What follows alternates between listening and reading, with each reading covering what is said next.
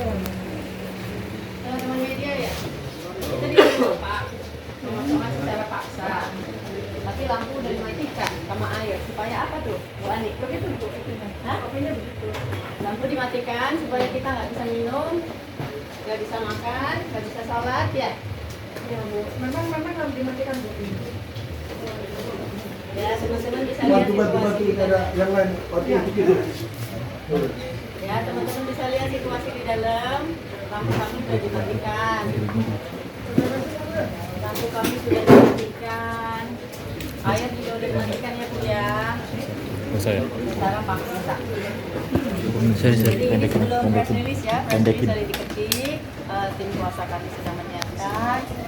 Ada paman saya dan ada tante saya juga. Kami meninggali rumah ini rumah keluarga ya. Dari zaman kakek saya, nenek saya. Ini kakek saya nih pejuang kemerdekaan ya.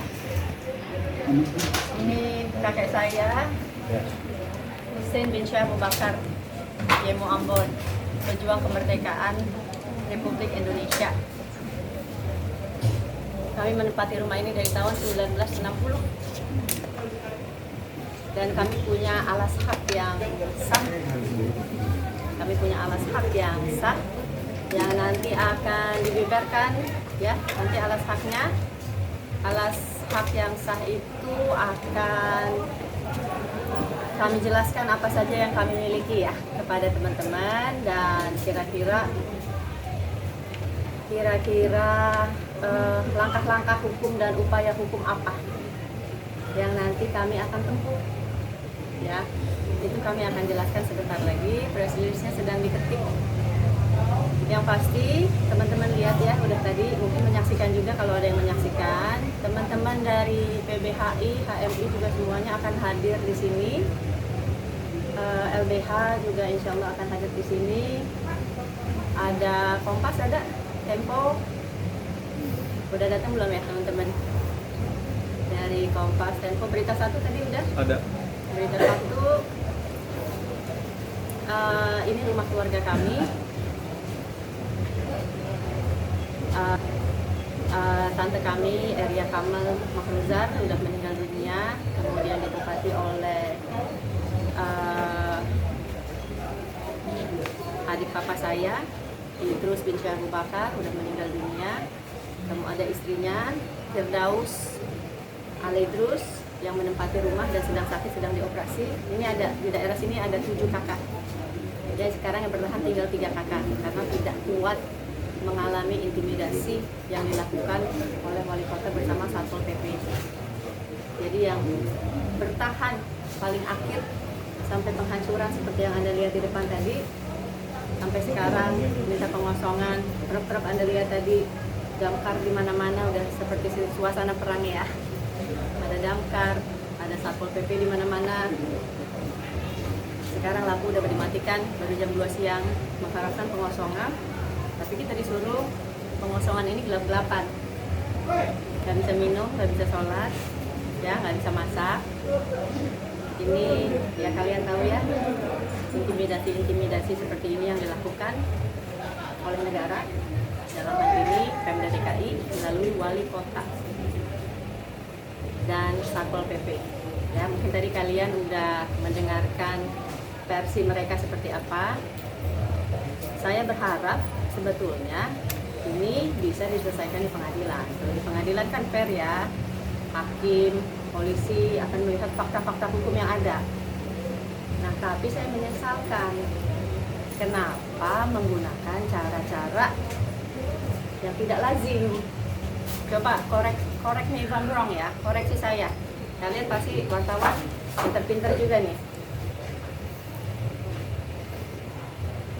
Legal nggak?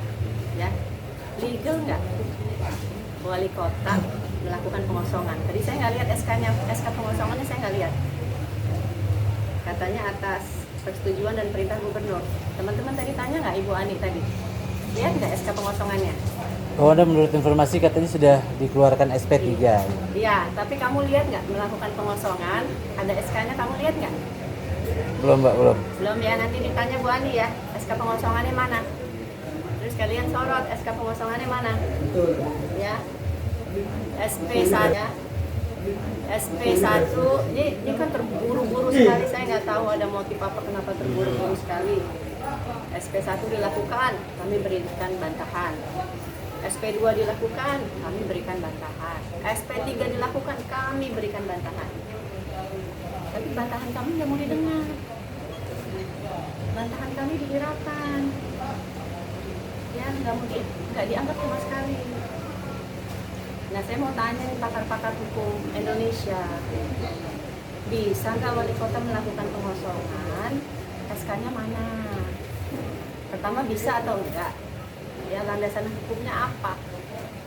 Melakukan penggusuran dan kita punya alas hak yang sah. Ini kita bukan tinggal di tanah orang bikin tenda ya. Ini bangunan kita bangun pakai hasil kerja keringat loh. 7 kakak ini bangun rumah ini hasil kerja keringat, bukan tenda. Udah 4 generasi, dari kakek, anak, cucu, cicit yang tinggal di rumah ini sudah 4 generasi dari tahun 1960. Ya, kami kenal semua tetangga-tetangga di sini. Kami bukan penghuni liar, jangan anggap kami penghuni liar. Ada landasan hukumnya, nanti akan saya lampirkan kepada kalian semua. Ya, saya berharap media bersifat netral dan investigasi ini harus investigasi. Ini nggak bisa nggak diinvestigasi karena kita bicara hukum. Alas hak mereka apa? Alas hak kita sebagai penghuni apa? Ya. Dan siapa yang melakukan kesalahan, siapa yang melakukan kelalaian, dan siapa yang melakukan kesewenang-wenangan. Nanti kalian bisa lihat ini, karena setelah ini, kalau kami sih bertahan, pasti ya. Kalau ditanya kami bertahan sampai titik darah penghabisan. Karena kami merasa ini hak kami. Ya, kalian tadi lihat bagaimana pemaksaan itu dilakukan ya, kekerasan itu dilakukan ya. Kami akan ditahan, kami mau diseret, kami mau dipukuli, ya, kami akan bertahan. Nah, setelah ini, apakah ada tindakan hukum? Ya tentunya, karena kami merasa Pemda DKI dalam hal ini Satpol PP, Wali Kota, kemudian Gubernur yang sebentar lagi habis masa jabatannya ini melakukan abuse of power, Ya. Normalnya kalau orang bersengketa itu saling gugat menggugat, ya kan, ke pengadilan. Ada putusan yang ketok palu hakim, putusan inkrah, ada panitera. Idealnya seperti itu ya kalau secara hukum ya. Nah, ini saya nggak mengerti kenapa tidak melakukan upaya-upaya hukum seperti yang semestinya. Kenapa HGB atas nama seseorang kuat yang Anda tahu siapa ya, Anda pasti kenal, kok yang eksekusi Wali Kota dan Satpol PP? Bingung juga saya. Tapi nanti dibicarakan ya dengan pakar-pakar hukum yang, kan Anda punya talk show tuh, apa bisa seperti itu, ya kan? Ini HGB pribadi, tapi kok yang eksekusi Wali Kota, ya, dan Satpol PP. Kok nggak? Kenapa nggak gugat ke pengadilan, kita bertarung di pengadilan? Oke, tadi udah banyak pertanyaan yang harus kalian investigasi tuh. Pertama, apakah Satpol PP dan Wali Kota punya hak melakukan penggusuran secara paksa ini? Kedua, atas dasar apa? Apakah SK pengosongan tadi kalian udah lihat? Ya kan, kalau bikin berita kan kita mesti lihat alas hukum ya, karena ini ada abuse of power nih, ada dan beberapa hukum yang nggak bisa, ya ada agak tricky gitu. Jadi kalian nggak bisa langsung memberitakan tanpa dasar-dasar ini, harus kalian lihat. Nah, nanti yang kami akan membeberkan alas-alas bukti hukum yang kami punyai. Dan ini juga akan kami beberkan karena setelah ini kami akan bikin laporan. Kami akan bikin LP. Insya Allah ke Mabes. Insya Allah ke Mabes Polri. Semoga bisa diterima dengan baik laporan kami atas pengerusakan dan penyerobotan, mungkin abuse of power yang dilakukan semena-mena oleh wali kota DKI atas perintah Gubernur DKI Anies Baswedan. Gitu ya. Jadi prolognya seperti itu aja. Nanti adiknya papa saya, ya om saya dan tante saya yang menempati rumah ini akan bicara mengenai alas-alas hukum yang mereka punya. Dan selanjutnya lawyer kami akan bicara mengenai upaya-upaya hukum apa sajakah yang akan kami lakukan setelah ini. Jadi proses hukum sih masih panjang. Kalau proses penggusuran mau dilaksanakan harus dihancurkan. Kalian lihat ya, pagar udah hancur.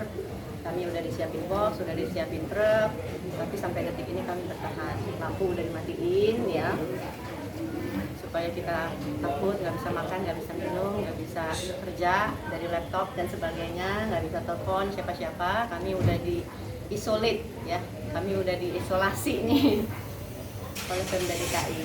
Jadi kami membutuhkan keadilan di sini.